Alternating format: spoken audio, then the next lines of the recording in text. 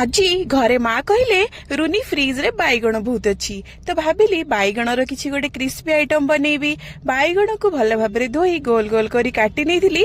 ସେଥିରେ ଲୁଣ ଆଉ ହଳଦୀ ଗୋଳେଇ 5 ରୁ 7 ମିନିଟ ପର୍ଯ୍ୟନ୍ତ ଘୋଡେଇ ନେଲି। ତାପରେ ବାଇଗଣକୁ ପ୍ଲେଟ କୁ କାଢି ନେଲି। ବାଇଗଣରୁ ବାହାରିଥିବା ପାଣିକୁ ଫୋପାଡ଼ି ଦେଲି। ତ ଏଇ ବାଇଗଣରେ ଏବେ 2 ଚାମଚ ବେସନ, 2 ଚାମଚ ଚାଉଳ ଚୁନା, ଅଳ୍ପ ଲଙ୍କା ଗୁଣ୍ଡ ଆଉ ଗରମ ମସଲା ଟିକେ ଗୋଳେଇ ତାକୁ ନେଇଥିଲି ଭାଜିବା ପାଇଁ।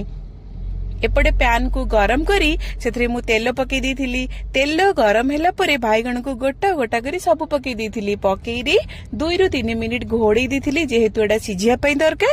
ତ ଘୋଡେଇ ଦେଲା ପରେ ପୁଣି ତାକୁ ମୁଁ ସବୁ ଗୁଡାକ ଗୋଟେ ଗୋଟେ କରି ଓଲଟେଇ ନେଇଥିଲି। ତ 2 ପଟ ଯାକ ବହୁତ ଭଲ ଭାବରେ ସିଝିଗଲା ଆଉ ଭାଜି ହେଇଗଲା ପରେ ମୋର ରେଡି ହେଇଥିଲା କ୍ରିସ୍ପି କ୍ରିସ୍ପି ବାଇଗଣ ଭଜା। ସତରେ ସାଙ୍ଗମାନେ ବହୁତ ଟେଷ୍ଟି ଥିଲା, ସିଝି ବି ଥିଲା ଆଉ କ୍ରିସ୍ପି ବି ଲାଗୁଥିଲା। ନିଶ୍ଚୟ ଟ୍ରାଏ କରନ୍ତୁ। ଭିଡିଓ ଭଲ ଲାଗିଲେ ଲାଇକ୍